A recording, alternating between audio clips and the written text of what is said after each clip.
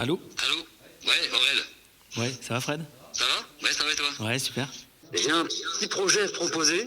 Ouais, En gros, je t'explique. Moi, je suis d'origine arménienne ouais, et je vis en Arménie depuis quelques années. ouais. Et j'ai rencontré une nana là-bas assez extraordinaire. Alors extraordinaire autant dans le malheur que dans le bonheur. Ouais. Je te passe les détails, mais tremblement de terre, une vie extraordinaire quoi. Ok, tu me Et je voulais raconteras. vraiment raconter sa vie. Et je me suis dit, putain, faut que j'appelle mon copain Aurel et qu'on en fasse une bande dessinée. Eh ben, carrément, quand tu veux. Faut qu'on se parle. Et t'es où là? À Paris. Ah bah ça tombe bien, je suis à Paris. Bah écoute, Eh j'arrive. ben, grouille-toi. À tout de suite.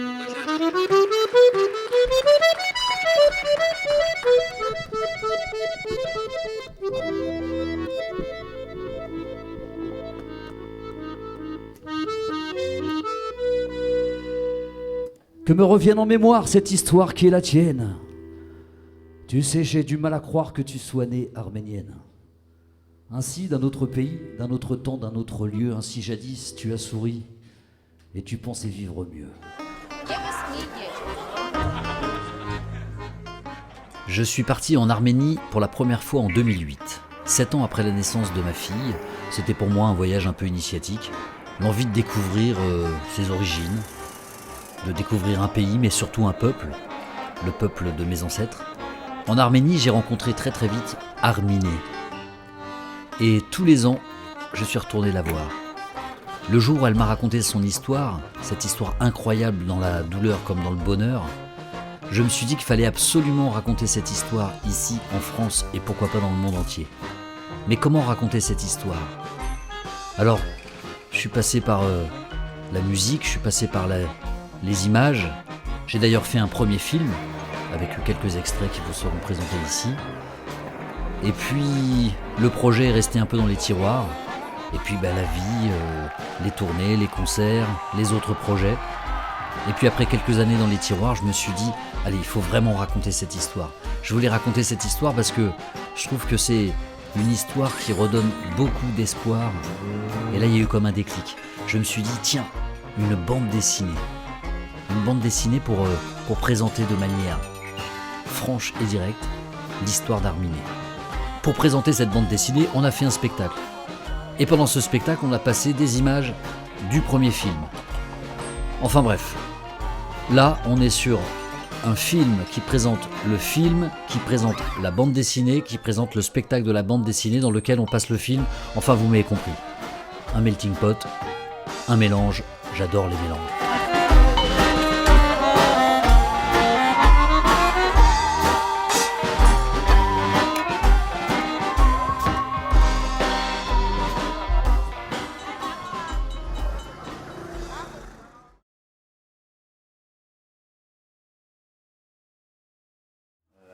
Arminé, donc moi quand je t'ai rencontré, j'ai eu quelque chose qui s'est passé dans mon cœur.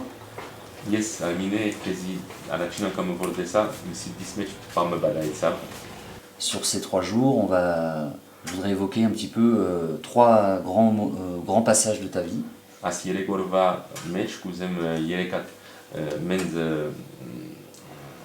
chapitre Gianki. Et tout ce reportage, le titre général, c'est Prochaine station Espérance. Gangar, Espérance, Yerazank. Voilà.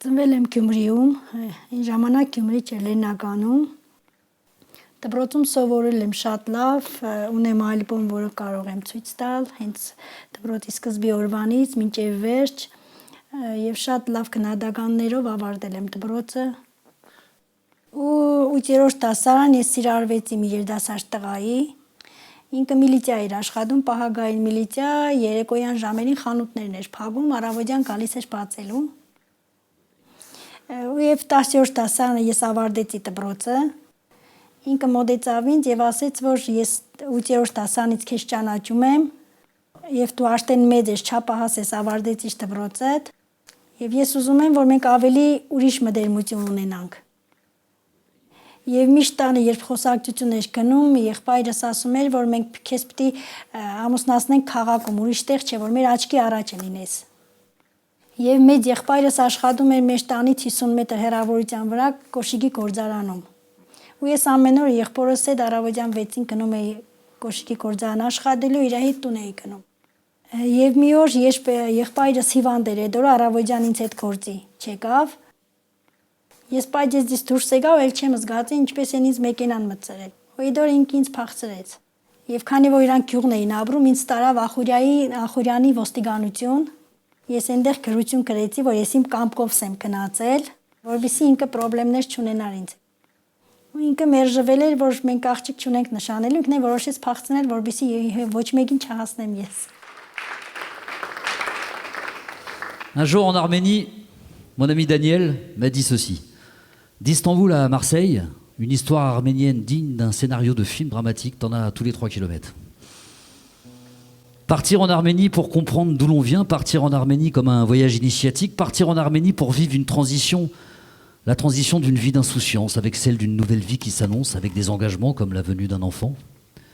Mais arriver en Arménie, se souvenir de saveur, se souvenir du goût, d'une langue pourtant si peu parlée à la maison, se souvenir de sa grand-mère arménienne, née à Constantinople. Arriver en Arménie et comprendre qu'on n'est pas si loin du pays de ses ancêtres, comprendre que ce pays n'existe plus et qu'il n'a peut-être jamais existé, qu'on l'appelait Empire. Et surtout, arriver en Arménie et rencontrer Arminé. Arminé dont l'histoire personnelle pourrait être le reflet dans une parfaite métaphore de l'histoire de ce pays, de cet empire, enfin de ce peuple. Jonché de drames, d'anéantissement et de renaissance. Avec au bout du tunnel cette lumière, l'espoir pour rester vivant quoi qu'il arrive, vivant avec force et envie. 85 թվին ամուսնացա, 86 թվականին ծնվեց իմ տղան եւ 87 թվին ծնվեց աղջիկս։ Ու դրանից հետո ուրեմն 88 թվականին ես այդ օրը հյուր էի եկել մամայինցս տուն Լեննական։ Այդ օրը երկու երեխաներիս հետ մեր տանն էի։ Մեր շենքը բարձրահարկ շենք էր 9 հարկանի։ Եվ քանի որ տղաս ժամանակ էր կորցնում հաց կերագրելու, հագցնելու մեջ, մինչև աղջիկաս կարողացա քնծնել սենյակում, ու աղջիկաս քնացրել էի սենյակում, սենյակից դուրս եկա, էլ չեմ զգացել, ինձ էվի շարժվավ մեր տունը, աղջիկաս եմ կրգե օրոցքի մեջից, ու մեր շենքը իջել էլ բան չեմ զգացել։ Ուրեմն այդ երկրաշարժից մի կես ժամ հետո ես զգացի, որ իմ ձեռքերը մեջքից տակ է, իմ բռի մեջ իմ աղջիկաս ձեռքն էր, ու միայն լսում էի իմ աղջիկա ձայնը։ Ու միայն Աստված էի կանչում, որ իշքան կարող է երեխայի ձայնը շուտ կտրի, որ ես ված չզգամ ինձ։ Ես զգացի, որ երեխայի ձայնը կտրավ, եւ իմ ձեռքից մեջ պաղ բան զգացի։ Ես զգացի, որ այդ երեխան էլ չկա։ Ու այդպես 3 օր ես մնացել եմ փլատակների տակ։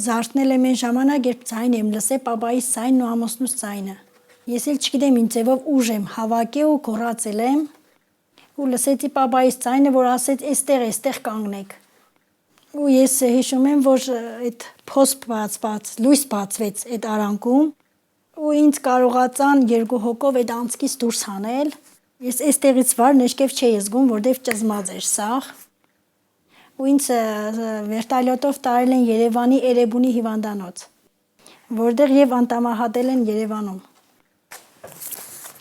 Ուրեմն հենց երկրաշարժից հետո ստեղծել եմ այս Երևանի Էրեբունի հիվանդանոցում ստեղծել եմ իմ կյանքի օրագիրը եւ ինչպես հիվանդանոցում իմացա, որ աղջիկս ու տղաս չկային արդեն։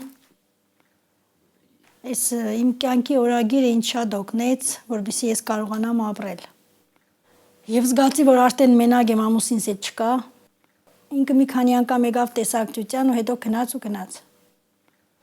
Բայց ես իր մասին վատ խոսել չեմ կարող, որտեղ ինքը վադամուսին չի եղել ինձ։ Որովհետև տարբեր տեսանկյուններից եմ վերցնում, կարող է ինքը չէր ուզում ես այս վիճակում կին ունենար։ Ու ես մի բան եմ միշտ մտածում, որ եթե ինքը լիներ, ես արդյոք կթողնեի իրեն։ Ու ես ուսանող դառնալը եւ ամբողջ այդ սպորտային առօրյան ստեղծելը հենց դա վրեժ չեմ կարող ասել, վրեժ լուծեցի ես իրանից, բայց ես իրան ապացուցեցի, ես պետքական մարդ եմ, կարևոր չէ մարդու ոտքերը, մարդու հոգին է պետք։ Ու ես միշտ ինձ եմ օրինակ բերում, դե տեսեք, ես երկրաշարժին ամեն ինչ կորցրել եմ, եւ ոտքերս եմ կորցրել, եւ երեխաներիս, եւ ընտանիքս, ամեն ինչ։ Բայց ես նորից այն մարդն եմ, ինչ առաջ եմ եղել, ոչ մի բան չի փոխվել ինձ մոտ, որտեվ Աստված եթե ինձ թողեց ապրելու, ուրեմն պետք է օգնեմ որևիցե մեկին հետ։ Ոչ մեկը մեղավոր չի, որ ինձ հետ այսպես եղավ։ Ճիշտ է, ինձ համար շատ դժվար է դա ամեն ինչ մոռանալ, բայց ես ինձ ստիպեցի, որ եթե մնացել եմ, իմ ծնողներս մեղք են։ Տեսնելով ավելի լավ է ես կարողանամ ուժ գտնել իմ մեջ ապրելու։ Եվ արդեն ամեն առավոտ արթնանալուց, կաշտալուց ես իմ ամեն կյանքի պատմություն, արդեն մտածում եի, որ ես դառնամ որևիցե մեկին օգնելու հնարավորություն ունենամ։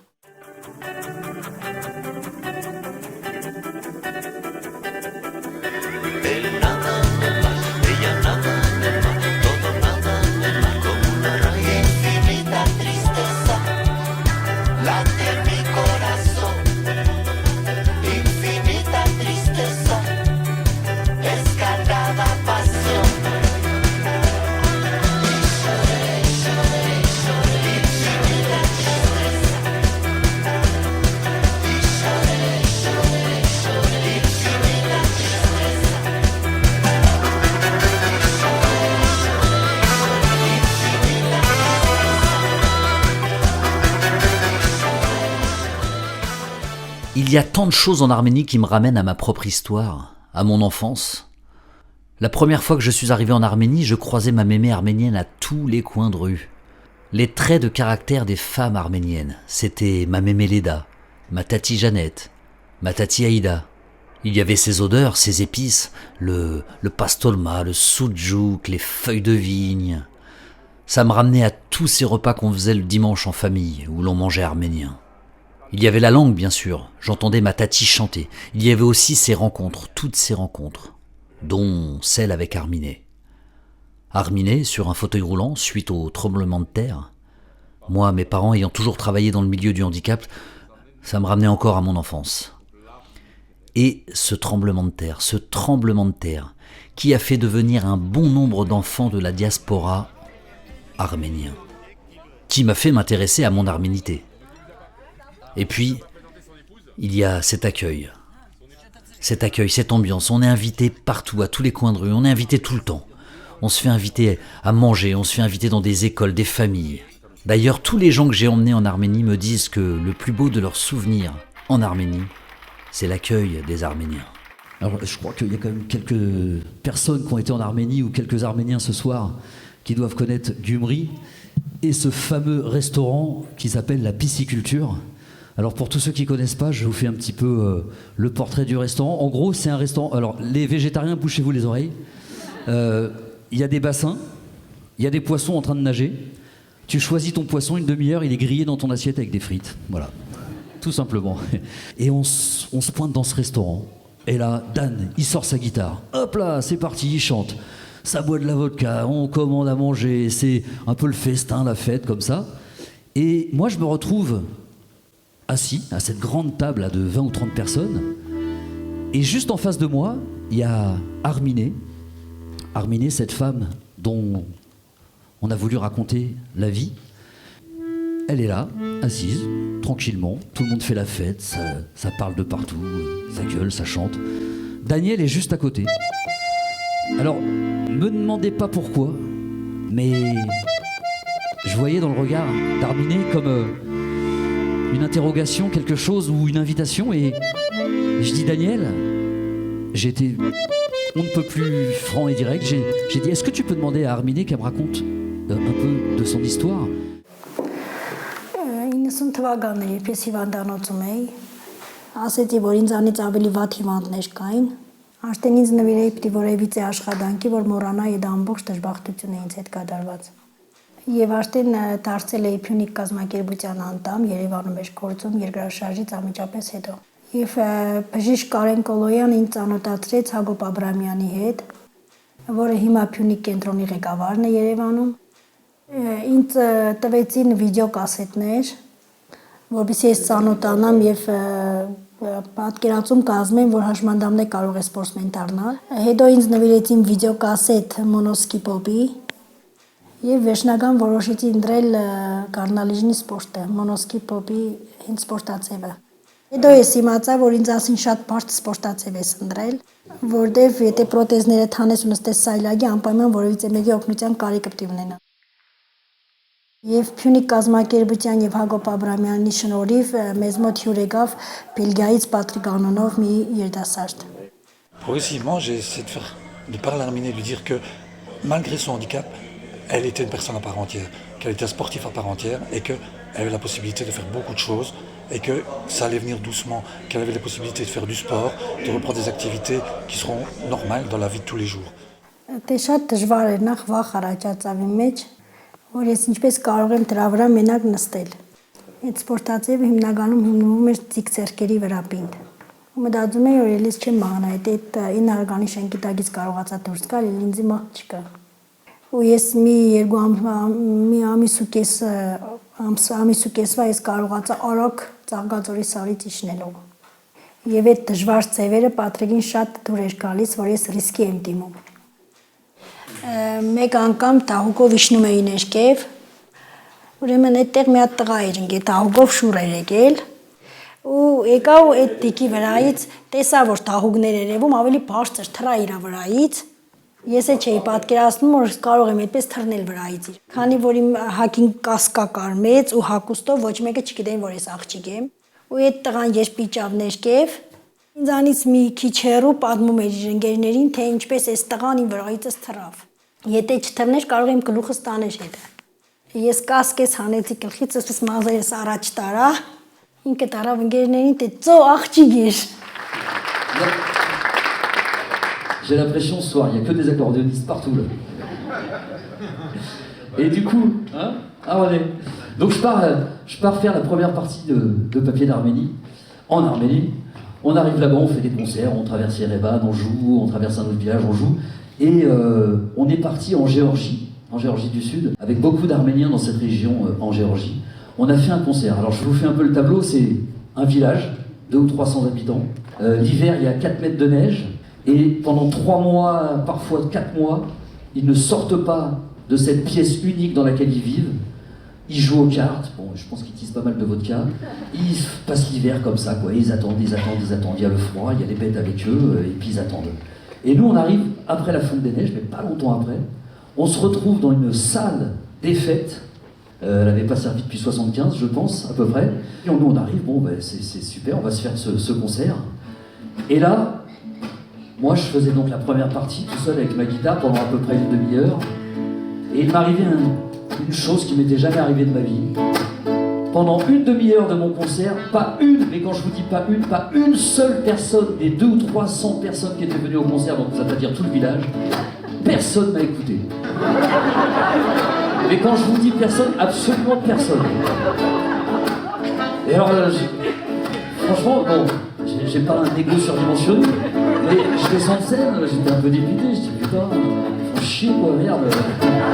J'ai vraiment douté de moi-même.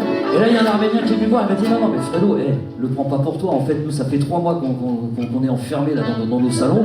En fait, on vient de se retrouver dans cette salle de spectacle. C'est pas pour t'écouter, mais elles sont bien tes chansons. Hein. Mais nous, on s'en fout, là, on se donne des nouvelles, on est entre nous, c'est la fête, on se retrouve, c'est génial. Du coup, j'ai dit bon, bah d'accord, bah, c'est comme ça. je pense qu'on peut le faire en fait, pour que vous voyez ce que j'ai vécu. Parlez entre vous, donnez-vous des nouvelles, mais parlez bien. Non, mais allez-y, je suis bien de toute façon, j'ai l'habitude, allez-y. Non, mais parlez fort, vous me donnez des nouvelles entre vous. Voilà, c'était beaucoup plus fort que ça, je peux vous dire que j'avais vraiment l'archoir. Ouais, plus fort, allez, on se donne des nouvelles. Alors, comment ça va? Et ouais, c'est le moment de se retrouver, on s'en fout de la musique, frérot. Առաջի մրցումները Հակոբը ինձ տարավ Լենինգրադ 91 թվականին։ Եվ Լենինգրադում ես մրցելու էի աշխարհի չեմպիոնների հետ, որոնք արդեն մեծ փորձ ունեին սկի տարբեր երկրներից եկած։ Բայց 15 օր Լենինգրադում մարզվելուց հետո ես կարողացա արդեն մրցումի մասնակցել։ Եվ ես 15 տարվա մրցողին կրվեցի 2 վայրկյան։ Երբ 95-96 թվականներին ես գնում գալիս էի Երևան պարապելու համար, արդեն հիվանդանոցից դուրս էի կրվել, եկել էի Լեննական ապրում էի տնագի մեջ, Թոմիկի մեջ։ Ու այդ ընթացքում Երևան գնալ գալով տեսա, որ Գյումրի քաղաքի շատ երեխաներ կան Երևանում, որոնք մասնակցում են ինձ նման տարբեր սպորտաձևերի։ Ես ամբողջ գիշեր մտածելուց որոշեցի Գյումրիում բացել մասնաճյուղը։ Եվ արդեն միայն զբաղվում էի Փյունիկի գործունեությամբ այստեղած։ Եվ նաև համատեղ սպորտային մարմնամարզությամբ։ Ու փոքրիկ մրցումներ Ռուսաստանի տարբեր քաղաքներ։ Մինչև ես կարողացա մրցույթային համարներ շահել պարալիմպիկին մասնակցելու համար, որը կայացավ 98 թվականի Ճապոնիայի Նագանո քաղաքում էր։ Եվ մրցումների ժամանակ մասնակցում էր 32 երկիր։ Եվ երբ ես հայտնվեցի սարի վրա, այդ արդեն Մոսկվայի և մնացած սարերից ավելի բարդ էր։ Սկզբից Հակոբը ասեց, թե եթե չեք կարող իջնել, չփորձեք ոչ մեկը, որտեվ ինձ պետք չէ, որ հանկարծակնեք ու վնասվեք։ Մենք արդեն լիարժեք մարդիկ էինք ու Հակոբին ասենք, որ ոչ, եթե մենք եկել ենք, ուրեմն պետք է մասնագետ լինենք։ Ես այդ մրցումներին 32 հոգու մեջ ընկա 4-րդ պատվավոր տեղը, որ ինձ համար շատ մեծ հաղթանակ էր։ Մեկ էլ 2002 թվականին վերջի պարալիմպիկին Ամերիկայի Սոլտ-Լեյք քաղաքում եմ եղել։ 2 տարի հետո նորից հրավիրվեցի Ամերիկա, Սոլտ-Լեյք քաղաք, մասնակցելու նորից Ու 2002 թվականին վերադառնալուց հետո ես մտածեցի, որ այսինքն չկարողացա լուրջ զբաղվել սպորտաձևով։ Դե շատ դժվար է ընդհանրապես սպորտսմենին գումար ճարել եւ մասնագից։ Եթե ուզում ես լավ սպորտսմեն լինել, պետք է ունենաս լավ գումար տարբեր երկրներում մարզվելու համար միայն։ Ամեն անգամ էստեղ ենք պարապում, գնում ենք ոչ մի երկիր չենք պարապե երկար ժամանակ, որ կարողանանք արդյունք ունենալ լավ։ Եվ զգացի, որ ավելի կարևոր է այստեղած հաշմանդամ երեխաները շատ թիվ են կազմում իրանցից զբաղվել, իմ տարիքն է արդեն մեծ է։ Ես ավելի շատ գործ կանեմ երեխաների համար, քան միայն սպորտով զբաղվելը։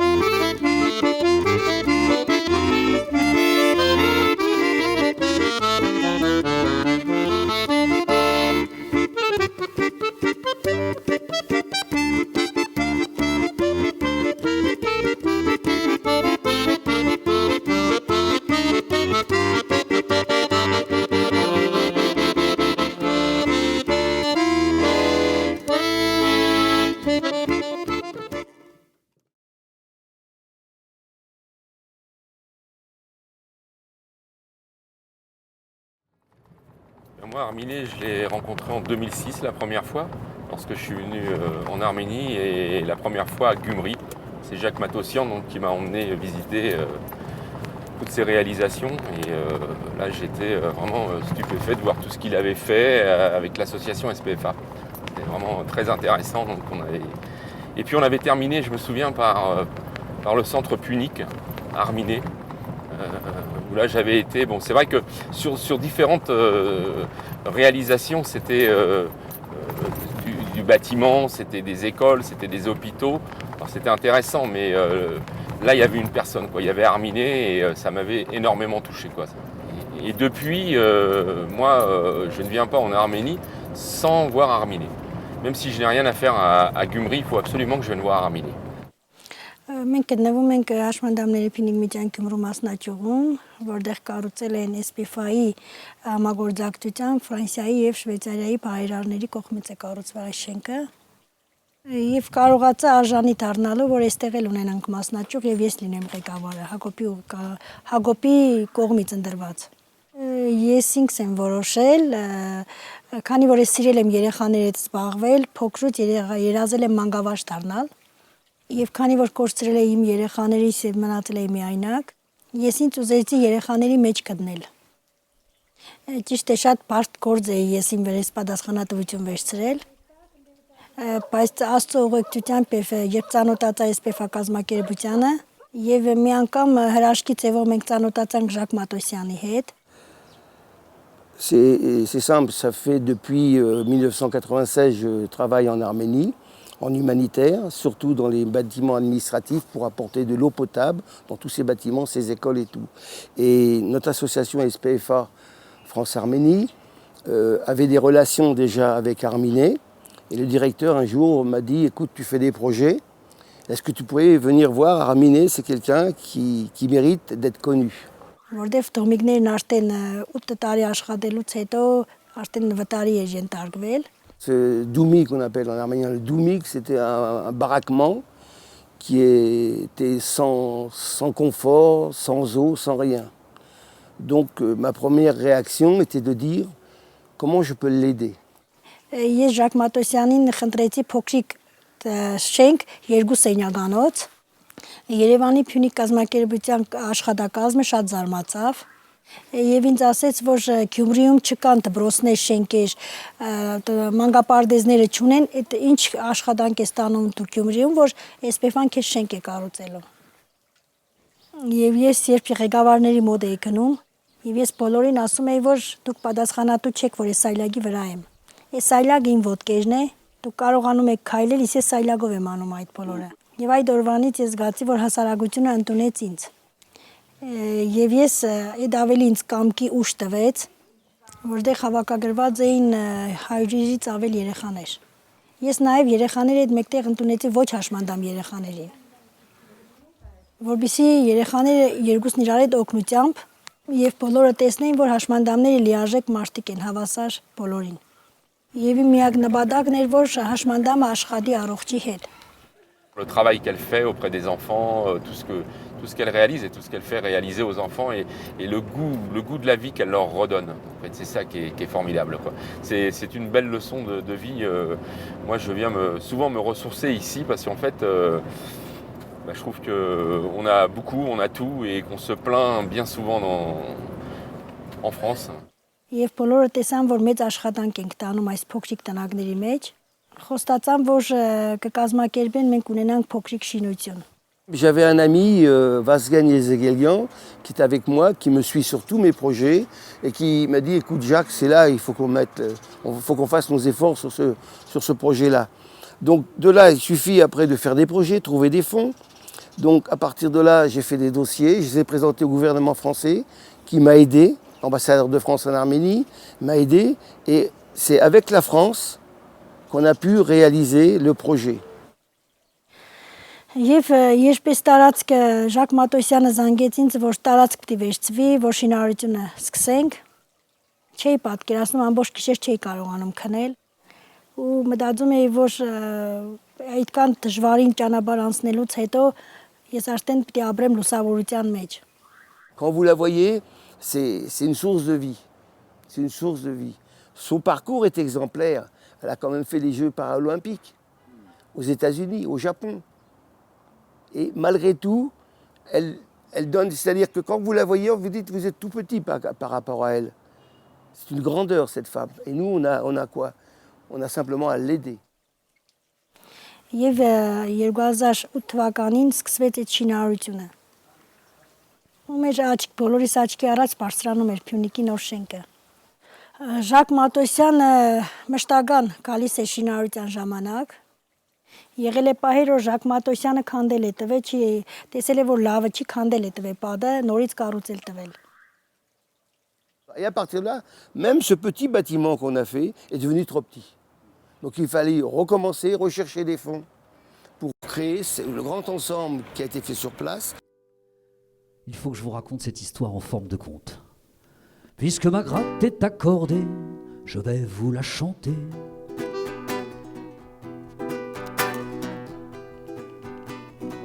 Il y a juste derrière chez moi un grand parc entouré d'un bois 3 fois rien d'extraordinaire. De l'eau, des espaces verts, c'est une base de loisirs. Ne vous attendez pas au pire, cette chanson termine bien. Tout le monde finit, sauf Essin.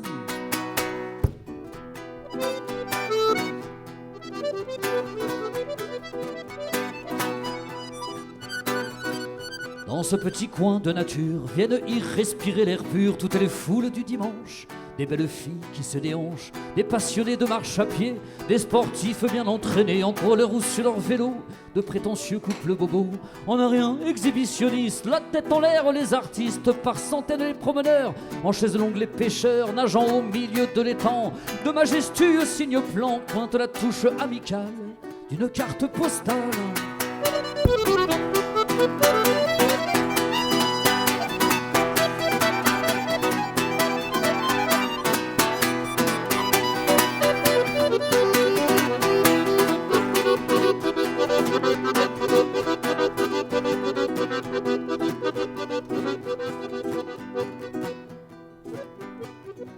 Moi qui pensais qu'il était bien, comme dans les poèmes de Richepin.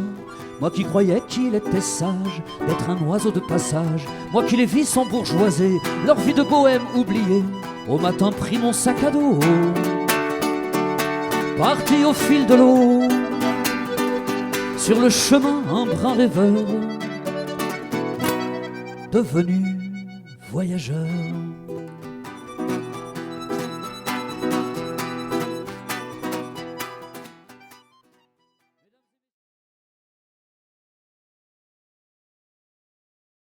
Երբ իրենք առաջարկեցին, որ տեղը փոքր է երեխաների խումբը տեսնելով, որտեղ 150 երեխաներ կային այստեղ, եւ Ժակ Մատոսյանի աջակցությամբ մենք ծրագիր մշակեցինք ունենալու դրսի խաղահրապարակ եւ ներսի դահլիճ, որը մեծ ծախսերի հետ էր կախված։ Եվ ամեն անգամ գալուց երբ Ժակ Մատոսյանը նստում էր այստեղ ու գրում էր, ամեն անգամ իր ձեռքը նոր գծագիր էր, նոր ծրագրեր էր Փյունիկի համար։ Ես արդեն ինձ մենակ չէի զգում։ Թեկուզ այդ խմբերը, որոնք գալիս մտնում դուրս էին գալիս, ինձ մեծ ոգևորում էին, որ ես լավ աշխատեմ եւ ունենամ լավ աշխատակազմ եւ երեխաներ։ Քանի որ այս շենքը մեզ նվեր է տրվել, մենք էլ փոխանցում ենք այդ նվերը երեխաներին։ Il y a le constructeur, celui qui faisait, il me dit, Jacques, il me dit, il y a Arminet qui n'ose pas te poser la question, est-ce qu'on pourrait, parce que je cherchais à mettre un nom au stade, est-ce qu'on pourrait mettre le prénom d'Anouche? Je dis, c'est qui Anouche? Անուշիկ իմ տղայի անունն է մահացած եւ խաղահրապարակը կոչվեց իմ տղայի անունով Անուշիկ, որ ինձ համար նորից երջանկություն է, որ իմ երեխայի հետ կմնում է մինչեւ վերջ։ Le stade s'appelle Espace Jeu Anouche. Et ça, c'est merci à elle de m'avoir posé la question, parce que j'aurais pu mettre autre chose et ça aurait été, à mon avis, désagréable pour elle. Pas désagréable, ça aurait été peut-être mal perçu. Je crois que ce qu'elle a fait, c'est très bien. Ce qu'elle m'a demandé, c'est très bien. Ես երբ հիվանդանոցից եկա երկրաշարժից հետո երբ 90 թվականի նեկատուն ես չէի պատկերացնում որ պիտի ունենայի ոտքեր եւ ես կարողանայի ոչ թե կազմակերպություն ղեկավարել այլ կարողանայի խոսել մարդկանց հետ ես մտածել էի որ կորցրել եմ ամեն ինչ քանի որ չունեի ընտանիք Arminet, je la respecte énormément parce que je crois que il n'est pas sûr de trouver sur les doigts d'une main autant de femmes dans le monde comme Arminet. Ես որ բացում եմ իմ օրագրերը եւ կաշտում եմ 88 եւ 2010 Այդ մեջ թրիչք էր ինձ համար, որ անհասանելի էր ինձ համար։ Կարելի է ասել մութ պատվալից, ես հիմա գտնվում եմ մի հատ արևի մեջ, ու իմ ամեն օրվա, ամեն ժամվա անցկացրած այդ տխրությունը, չտալով ոչ մեկին, ես միշտ ասել եմ, դերասան եմ եղել բեմի վրա։ Իսկ հիմա արդեն էլ դերասան չեմ, ապրում եմ շատ երջանիկ, եւ չեմ պատկերացնում, որ պիտի լինեն մարդիկ, որ ինձանից վատ շրջանում ապրած լինեն։ Ինձնից դժվար կյանք ունենան, որտեղ ես 21 տարեկան էի, կորցրել էի ամեն ինչ, ու էլ չէի էլ ուզում ապրել, բայց ես ինձ ստիպելով, չմեղադրելով ոչ մեկին, հիմա ունեմ հակառակ ամեն ինչ։ Que me revient en mémoire cette histoire qui est la tienne. Tu sais, j'ai du mal à croire que tu sois née arménienne. Ainsi dans notre pays, d'un autre temps, d'un autre lieu. Ainsi jadis tu as souri et tu pensais vivre mieux. J'ai du mal et quel hasard, devant ma télévision, on ne me parle de ton histoire qu'en pire sujet d'information. Pour couronner sans importance des années de guerre truquées, la terre tremble comme je pense que tu n'y es jamais retourné. Oh, j'irai voir en harmonie, j'irai découvrir ce mystère qui m'a laissé comme je suis, étonné, curieux mais amer. Et si je croise belle surprise, un frère, un cousin, une cousine, je lui parlerai de l'emprise, de tes câlins, de ta cuisine. Tu es parti et maintenant tu me laisses à l'écriture dont je connais cet étonnant ligne après ligne toute l'aventure. Pour que jamais l'on ignore qu'en France tu as vécu cela. C'est tous les tubes que j'implore de ne plus faire n'importe quoi. Oh, c'est promis ma petite mémé, j'irai voir dans ce pays. Pourquoi ma famille blessée, un soir dut fuir l'Arménie. Je ferai vivre ton image, battant la poussière de mes pieds. Découvrant d'où vient cet orage, c'est le qui m'a toujours hanté.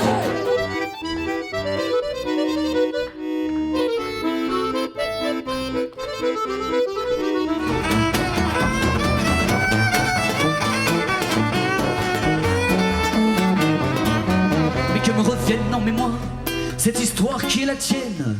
Tu sais, j'ai du mal à croire que tu sois née arménienne. Mais que me revienne en mémoire cette histoire qui est la tienne. Tu sais, j'ai du mal à croire.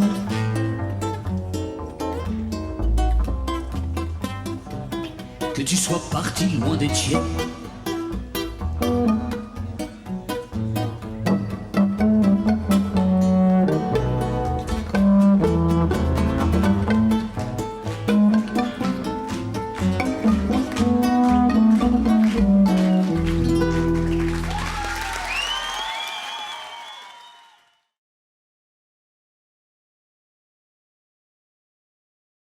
Oui, un jour il s'est passé quelque chose, c'était en décembre 2008.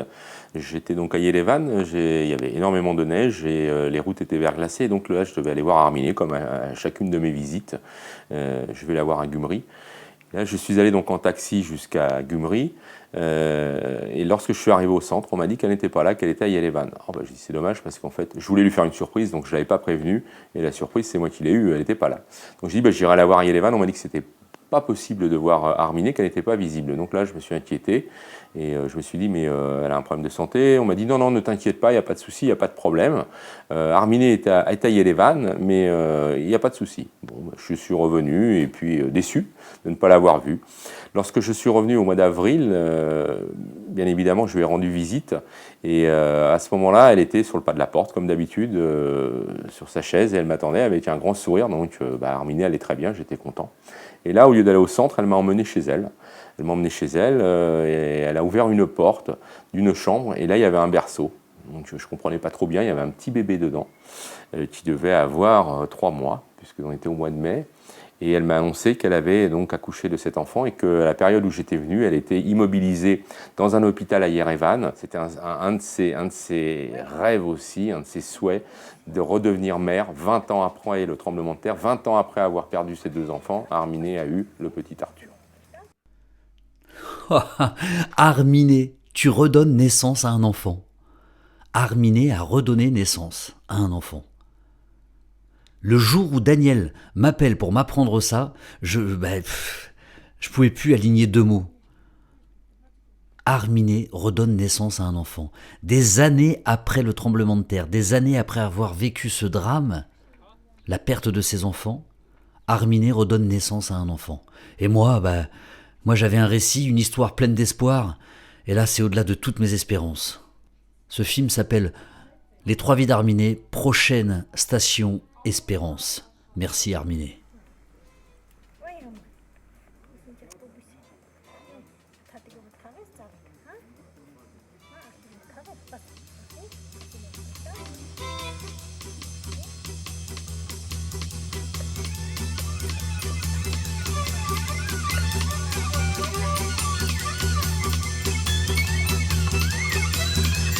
C'est à se demander si c'est absurde, quoi que ce soit, cette rivière. C'est à se demander s'il faut y aller, où que ce soit, et cette terre. Et la seconde après, c'est les 2 pieds dans l'eau, c'est le nez bien enfoncé, c'est le cœur dans le caniveau, le cou glissant sur les pavés, les yeux souillés à coups d'étau, à coups de sang dans les marais, à coups de pied dans les naseaux. C'est la journée bien commencée, et mon plaisir s'en va bientôt, et mon séjour s'est fait corbeau, et mon sourire s'est fait riser.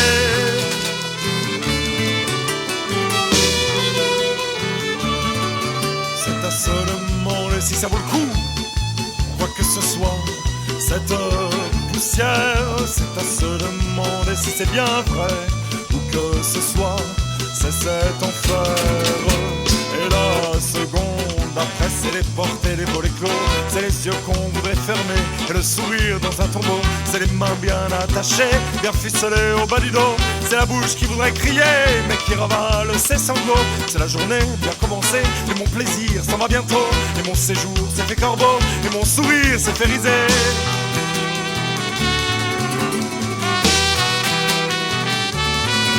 C'est à se demander si c'est bien là, le cœur levé, les yeux ouverts. C'est à se demander si c'est assez, le cœur brisé, les yeux de verre. Et la seconde d'après, c'est à s'arracher les cheveux, c'est à s'étrangler les cordons, c'est à se déchirer les yeux, c'est à filer comme un poisson, un papillon, pas vivre vieux, c'est à exhiber ses moignons et à filer à 1000 lieues, c'est à se répandre en coton ou en ficelle à foutre le feu, c'est à brûler là comme un con, et c'est à rebouffer son creux.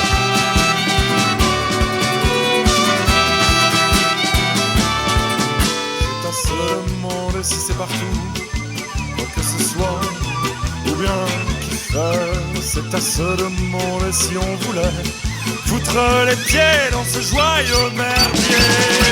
Et la seconde après, c'est l'estomac 3 fois noué, c'est les entrailles dans un chaudron, et cette peur pour seul brouet, c'est le retour au rang de con ou l'animal civilisé, c'est la docilité sans nom et les œillères au bout du nez, c'est le voyage toujours plus long, les portes toujours plus fermées, les 2 pieds de l'an pour de bon, et la journée trop entamée.